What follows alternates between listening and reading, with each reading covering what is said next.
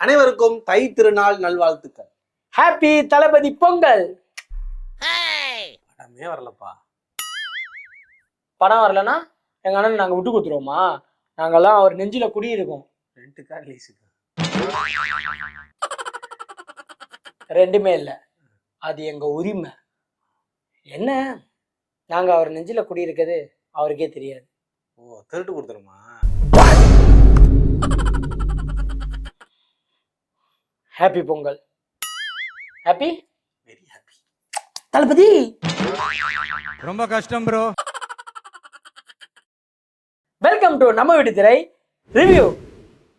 No 3 எழுத்து தான் வந்திருக்கேண்ணா, உன் பக்கம் இல்லைண்ணா.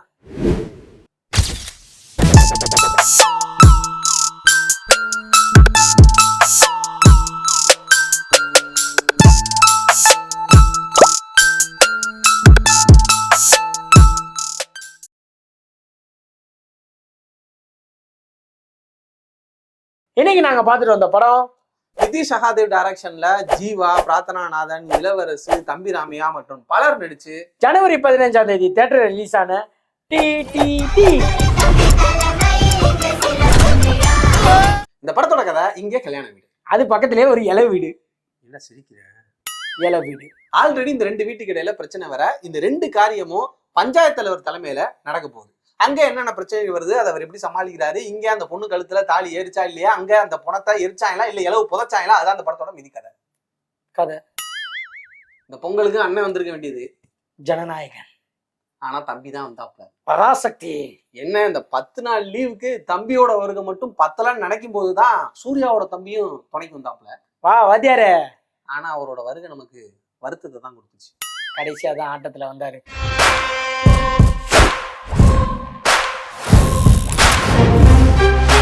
அவர் 2 வாரம் கழிச்சு தான் வராரு. இப்ப வந்திருக்கிறது ஜீவா. போன வருஷம் பொங்கலுக்கு பக்கா சர்ப்ரைஸ் ஃபெஸ்டிவல் ஃபீஸ்டா இருந்த படம் தான் மதகத ராஜா.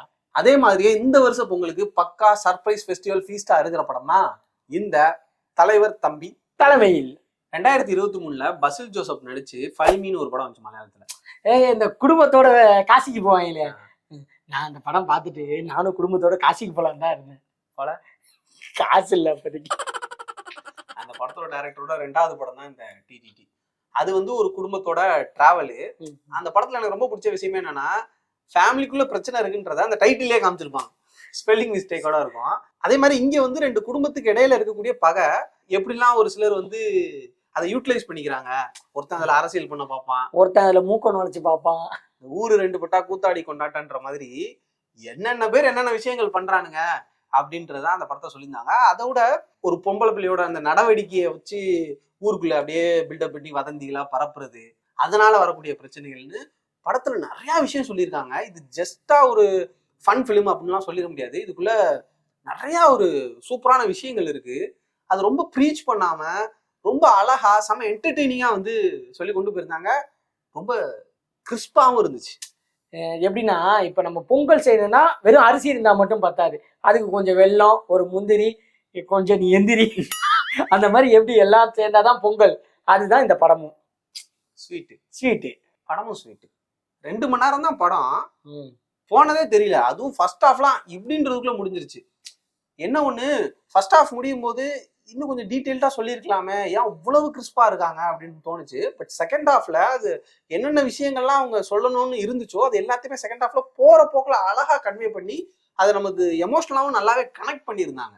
முக்கியமா இவங்க வந்து தேவையில்லாத சீன்ஸா ஏதோ ஒரு பாட்டோ ஒரு லவ் சீனோ அந்த மாதிரிலாம் கொடுக்காம நீட்டா என்ன சொல்லணுமோ அதை நீட்டா சொல்லிட்டு போயிட்டாங்க. இந்த கமர்ஷியல் எலிமெண்ட்டுக்காக இந்த சாங்ஸ், ஹீரோயினை கொண்டு வர்றது, இந்த மாதிரிலாம் எதுவும் கொண்டு வராம ஹீரோயினே வந்து கடைசியில தான் அறிமுகமே படுத்துறாங்க. ஸோ அறிமுக ஹீரோயின் விஷுவல்ஸுமே ரொம்ப சூப்பரா இருந்துச்சு. என்ன அவங்க கன்வே பண்ண நினைக்கிறாங்களோ அதை நம்மளுக்கு நீட்டா ப்ரெசென்ட் பண்ணி கொடுத்துட்டாங்க. சிங்கிள் டேக் ஷாட்ஸ்லாம் நிறையா இருக்கு.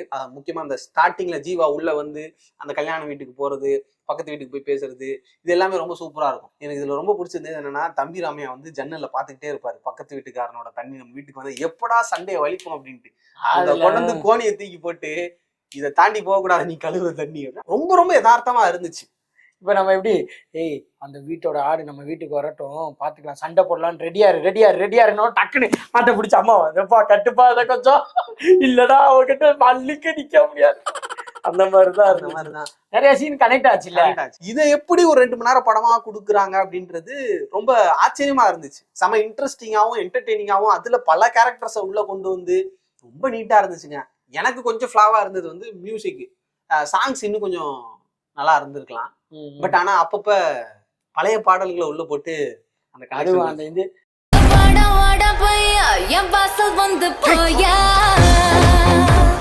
ஆக்டிங் வைஸ் எல்லாரோட பெர்ஃபார்மன்ஸும் ரொம்ப சூப்பரா இருந்துச்சு. முக்கியமா எனக்கு தம்பிராமையோட பெர்ஃபார்மன்ஸ் ரொம்ப பிடிச்சிருந்துச்சு. செம இரிட்டேட்டிங்கா இருந்துச்சு. என்னடா பண்ற நீ, அதுவும் பக்கத்துல ஒரு கல்யாண வீடு வேடா, அதுவும் பொண்ணுதானடா, அந்த மாதிரி நம்மளுக்கே தோன்ற மாதிரி நடிக்கிறதான நடிப்பு. செம ஒரு வெறுப்பை கொண்டு வந்தாரு அந்த கேரக்டர். அவரோட பெர்ஃபார்மன்ஸும் பயங்கரமா இருந்துச்சு. இளவரசு சாருமே ரொம்ப சூப்பரா பண்ணிட்டாரு. ஜீவா வந்து கரெக்டா அந்த கேரக்டருக்கு உட்கார்ந்தாப்ல அவர் கொடுத்த போர்ஷன் நீட்டா பண்ணி கொடுத்துட்டாரு. ஏன்னா அவர் தான் கதைக்குள்ள கூட்டிட்டு போறது. இதுல முக்கியமா என்னன்னா, நம்மலாம் பழைய கமர்ஷியல் படங்கள்ல காமெடி ட்ராக் தனியா பார்த்திருப்போம். இங்கேயும் ஒரு காமெடி ட்ராக் தனியா வருது. ஆனா அந்த ட்ராக் வந்து மெயின் கண்டென்ட்டோட கனெக்ட் ஆயிருக்கும். ஸோ மாப்பிள்ளை வீடோட ட்ராக்கை தனியா கொண்டு வந்து அவங்க சாப்பாடு கஷ்டப்படுறது, அவங்களோட பெர்ஃபார்மன்ஸ் எல்லாம் சூப்பரா இருந்துச்சு. அந்த ஸ்லாங் தான் அல்டிமேட். ஆமா, அது கரெக்டா டெலிவரி ஆச்சு. நமக்கு அது அவங்க ஸ்லாங்லயே அந்த ஜோக்கு நமக்கு பிடிச்சது. அவங்களோட வீடியோஸ் பார்க்கும்போதுக்கும் செம்ம என்டர்டெய்னிங்கா இருக்கும். அம்மாவும் பையனும் பண்ணுவாங்க. அதே மாதிரி படத்துலையுமே ரொம்ப சூப்பரா பண்ணியிருந்தாங்க. அப்புறம் கல்யாண பொண்ணா நடிச்சிருக்க பிரார்த்தனா நாதனோட பெர்ஃபார்மன்ஸுமே ரொம்ப சூப்பரா இருந்துச்சு. ஏன்னா அவங்க லவ் டுடேல பார்க்கும்போதே செம்மையா இருக்கும். அவங்ககிட்ட இருந்தே போனை பிடுங்க வச்சா ஏ கிளி கிளி கிளி கிளியா, நல்ல ஒரு எமோஷனலான கேரக்டர். சில இடங்களை ரொம்ப சீரியஸா பேசணும், அதெல்லாம் ரொம்ப சூப்பரா பண்ணியிருந்தாங்க. அதை கரெக்டா அவங்க ஹேண்டில் பண்ணியிருந்தாங்க. அந்த ஒரு பிரச்சனையில அவங்க போய் சொன்ன உடனே அந்த பிரச்சனையில இருந்து எல்லாருமே டிவேட் ஆகுறது சூப்பரா இருந்துச்சு. அந்த சீன் பெர்ஃபார்மன்ஸ் ரொம்ப சூப்பரா இருந்துச்சு. அதே மாதிரி அவரோட கல்யாண மாப்பிள்ளை அவரோட பெர்ஃபார்மன்ஸுமே ரொம்ப சூப்பரா இருந்துச்சு. அதாவது அது ஜஸ்ட் ஒரு காமெடி கேரக்டரா தான் ட்ரீட் பண்ணியிருப்பாங்க. அந்த கேரக்டருக்குள்ள ஒரு சீரியஸ்னஸ் வரும்போது அந்த எமோஷன் நமக்கு இம்பாக்டா இருந்துச்சு. எல்லாருமே படத்துல நடிச்சிருக்கிற எல்லாருமே அவ்வளோ க்ரௌடு படத்துல. எதுவுமே வந்து ஆர்டிஃபிஷியலா இல்ல, எல்லாமே ஆர்கானிக்கா ரொம்ப நேச்சுரலா இருந்துச்சு.